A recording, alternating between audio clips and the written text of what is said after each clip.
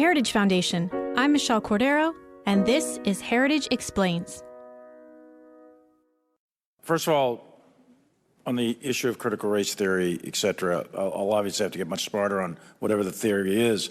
But I do think it's important, actually, for those of us in uniform to be open-minded and be widely read. And the United States Military Academy is a university. And it is important that we train and we understand. And I want to understand white rage, and I'm white. That's General Mark Milley, America's top military officer, defending the teaching of critical race theory to Army cadets at West Point. Milley's remarks come on the heels of Admiral Michael Gilday placing Ibram X. Kendi's 2019 book, How to Be an Anti-Racist, on the Navy's reading list.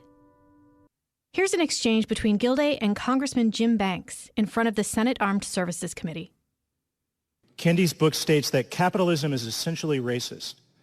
And Kendi is clear that racism must be eliminated. So yes or no? Do you personally consider advocating for the destruction of American capitalism to be extremist? Here's what I know, Congressman. It's a yes or no racism question, in the Admiral. United States Navy. Admiral, you recommended every sailor in the United States Navy read this book. It's a yes or no question. I'm not forcing anybody to read the book. It's on a recommended reading list. Admiral, did you read the book? I did. Critical race theory makes race the prism through which all aspects of American life are viewed. It categorizes individuals into groups of oppressors and victims, and it's a philosophy that's infecting everything from politics to education, the workplace, and now the military. Our guest today says that success in combat depends on cohesion and competence, and that critical race theory would destroy that. What would our military be like if Marines were taught to assess their fellow Marines' trustworthiness or capability based on the color of their skin? Dakota Wood served America for 2 decades in the United States Marine Corps and is a senior research fellow for defense programs. Our conversation after this short break.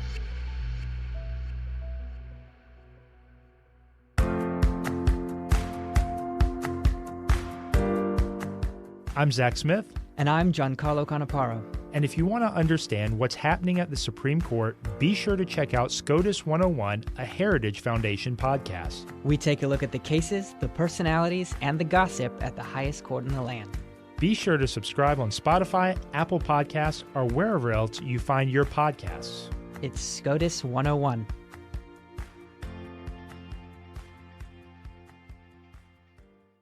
I came out of the Naval Academy in 1985, which seems like forever ago, and then I was commissioned in the Marine Corps, and I served 20 years in the Marines from 1985 to 2005. For me, the organizations I was with, the first one was a mixture of men and women. It was a truck unit that you would transport people and gear and supplies and all that stuff. And then I was reassigned a year later to an infantry battalion, which is all male. Again, this motor transport, the truck component to an infantry battalion.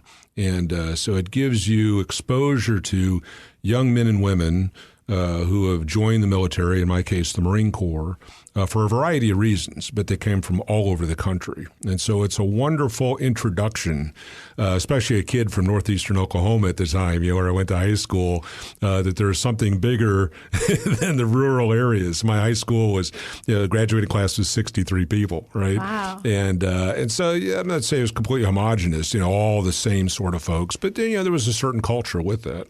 And so joining the military as a young officer, you're just exposed to much bigger things and broader perspectives and different sorts of people. So you'd say it's a diverse group of Marines that you served with? Oh, my goodness, yes. Especially in that infantry battalion there. And within that group in particular, my maintenance chief, staff sergeant, probably been in about 12, 13 years or so, was from American Samoa. So you talk about different. I mean, this is a completely different childhood, a different environment, personal habits, speech patterns, all those sorts of things. My operations chief was African American. He come from a completely different part of the world, in the United States as opposed to the South Pacific.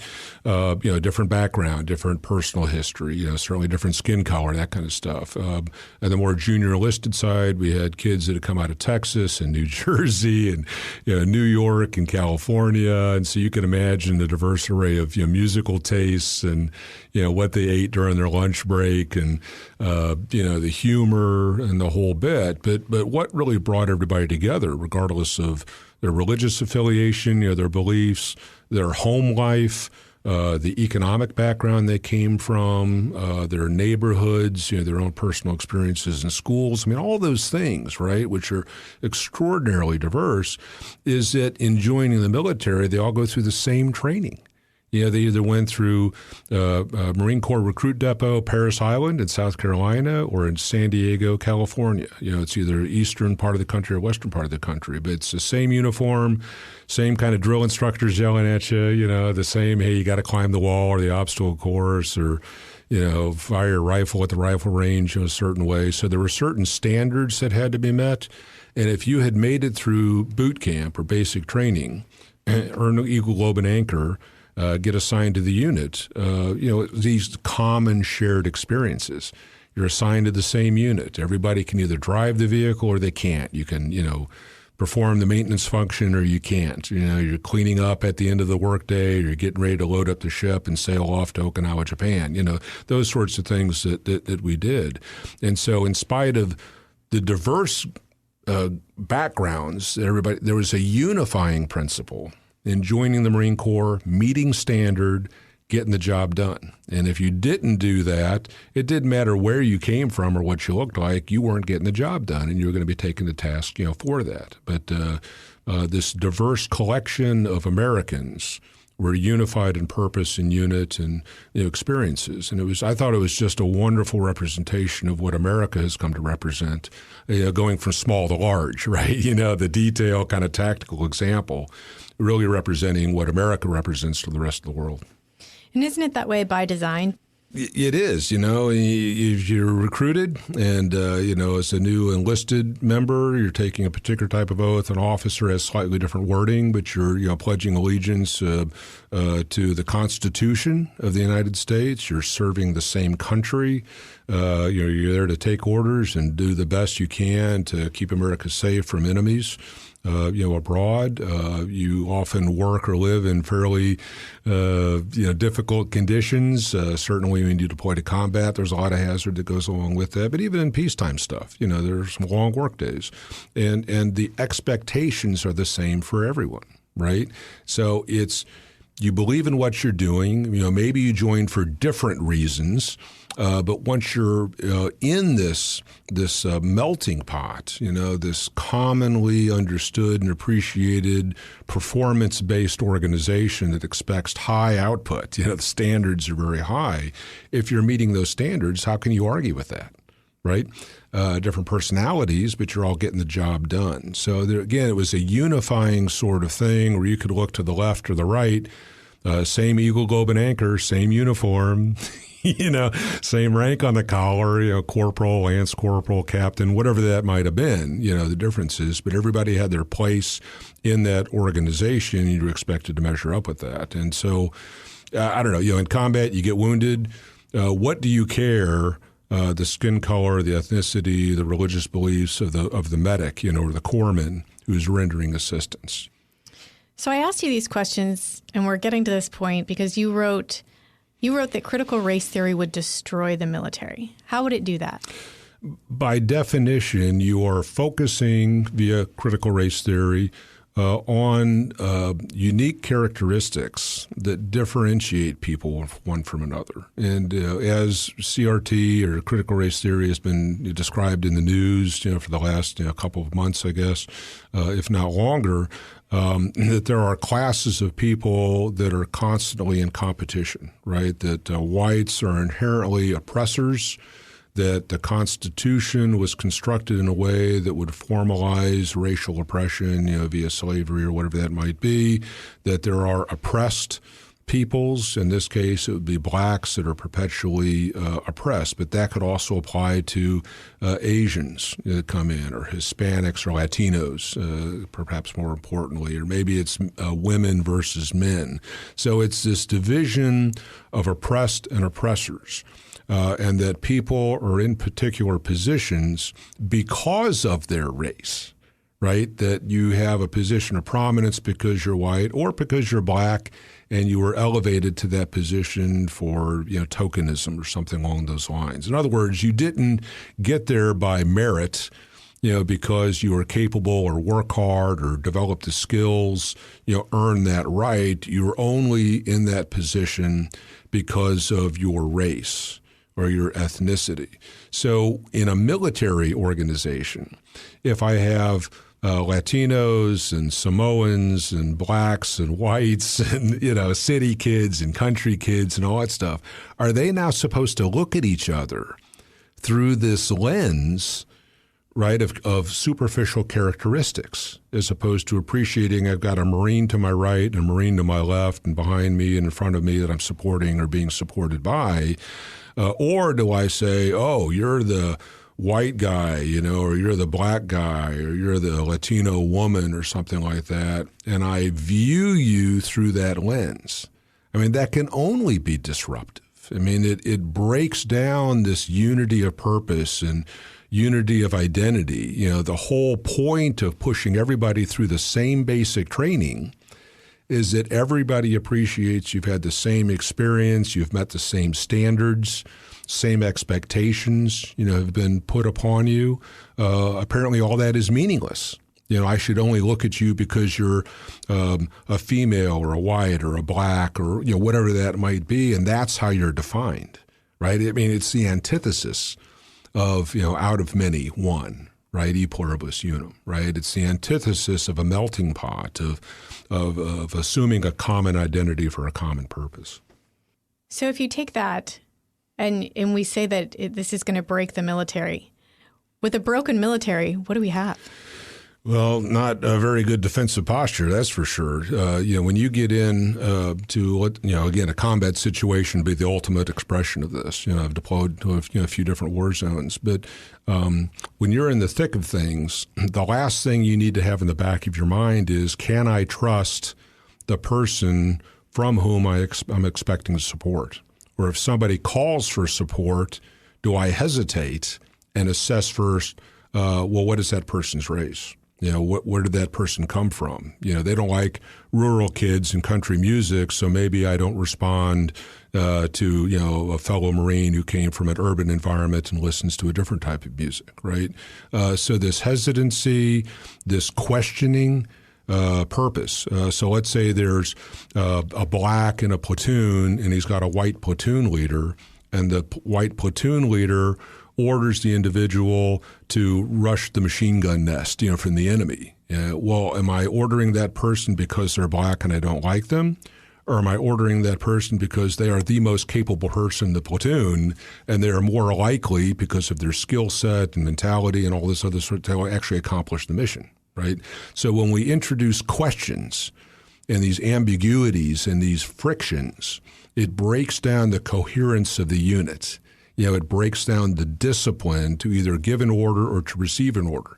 Should I not order that person to do this because it might be interpreted that I am selectively, conveying favor, right? Or putting this person in danger based on the differences between my background and the other person's background, or the skin color and stuff. So these critical race theory and similar sorts of identity politics things introduced into a military environment degrade that trust relationship.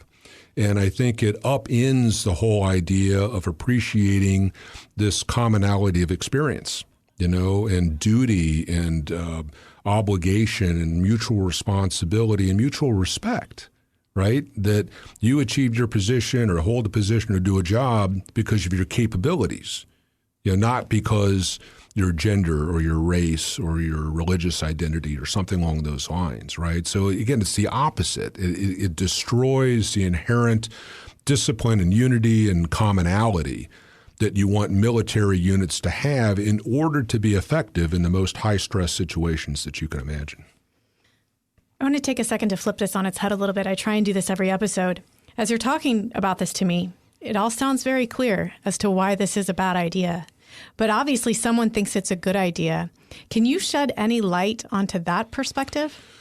Well, I think that there are things that we can indulge in and imagine in purely academic or theoretical situations, right? So I can imagine a perfect world where countries only interact in terms of trade and shared ideas and ideals and values and those sorts of things, right?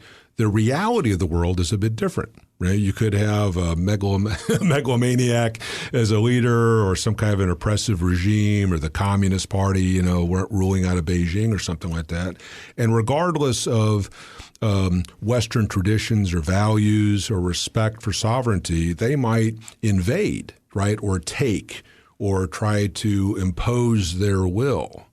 Well, why would somebody do that? Well, it's the nature of people, regimes or competition. So it's an example of the ideal versus the reality. So in academia, we can deconstruct Western ideas of literature or art.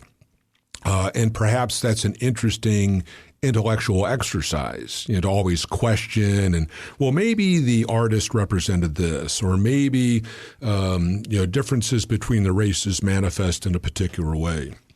Or if you look at the ideal encapsulated in the U.S. Constitution, right? The ideal in that and what we were always striving forward to, and then you look at historical incidents. The Civil War was supposed to have done away with slavery.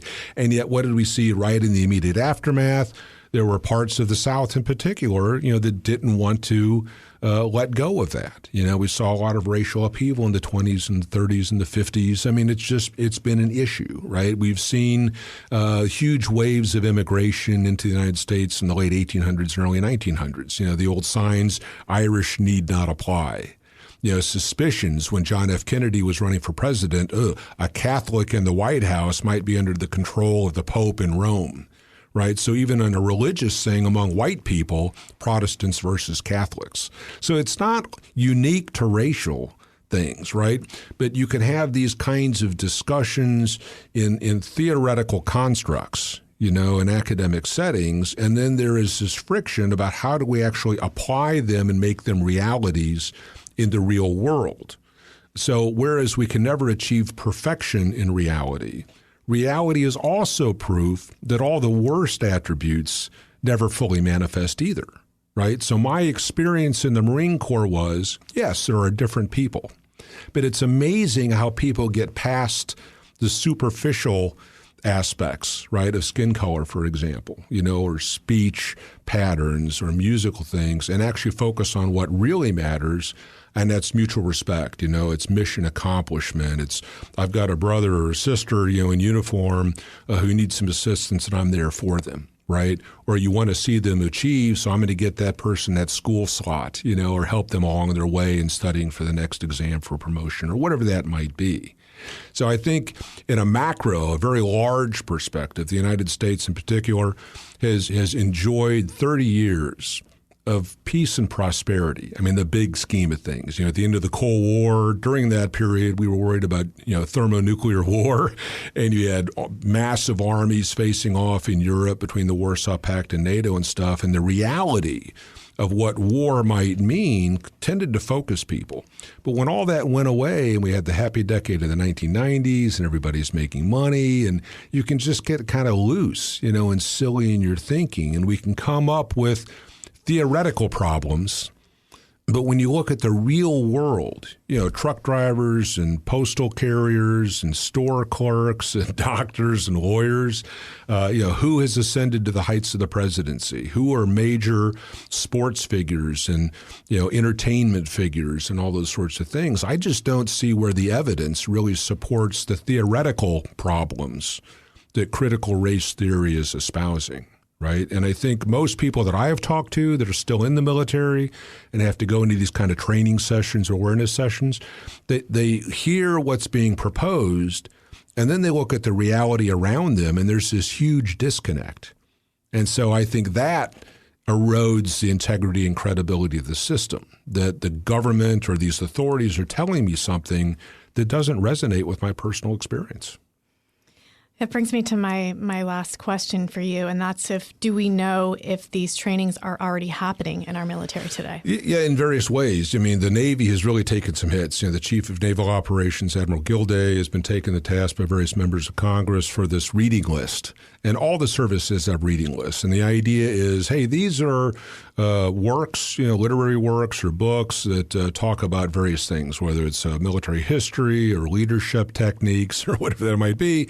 And we would recommend that you read these to gain from the experiences of others, who have committed to paper, and it's a way to just kind of broaden your own experience base, right? And some of these books on the Navy's reading list have really been perpetuating, or they're about critical race theory. And so the chief of naval operations, was challenged. Do you believe in this? And there's some equivocation. Yes, we do have some problems with racial tensions or with male-female, relationships, these sorts of bit. Well, you will always have those things. But does it constitute a service-wide, endemic, systemic, structured sort of prejudicial thing? And that just is not the case. So from reading lists to these training packages, a bunch of PowerPoint slides that have some of these points illustrated on them, and you'll have a moderator or somebody that facilitates discussion, and they are presenting this stuff to units, whether it's on ships or Air Force squadrons or Marine Corps, platoons and companies, headquarters units stateside or field units that are abroad. They're being presented this sort of material. And what I'm hearing, and my colleagues outside of the military are hearing from those who continue to serve, is that people leave these sessions just shaking their head, and they're saying this just doesn't make any sense. And it appears to be an intentional drive to create problems within the military that ultimately, if pursued, will degrade the performance and the effectiveness and the cohesion that you actually want in the military. And it just begs the question of why would somebody want to do this? And the only conclusion I can come to is it's a liberal, progressive agenda where you have these, for lack of a better word, academics, or activists that want to push a particular view of America and relationships between the races and male and female genders and whatnot for whatever reason.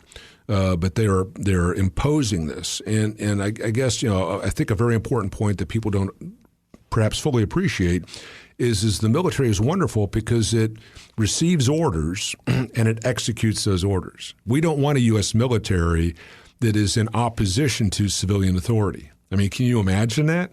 I didn't like that order, so I'm not going to follow it. We don't want that world. So the military, if they receive a lawful order, and however stupid it might be, if it's not illegal, they're going to try to implement it as best they can.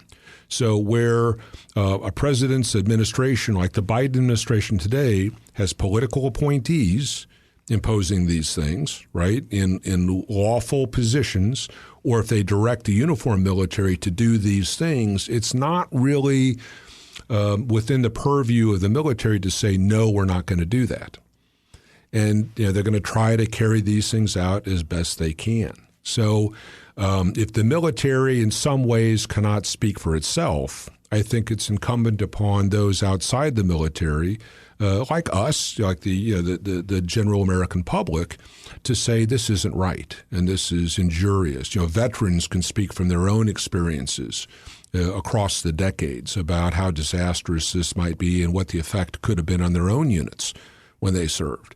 And this popular pushback will influence their elected officials, and I think that's probably the most effective way to combat this.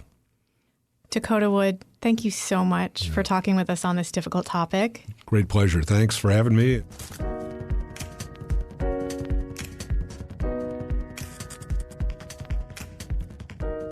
And that's it for this week's episode of Heritage Explains.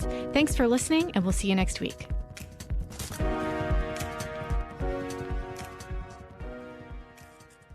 Heritage Explains is brought to you by more than 500,000 members of the Heritage Foundation. It is produced by Michelle Cordero and Tim Desher, with editing by John Popp.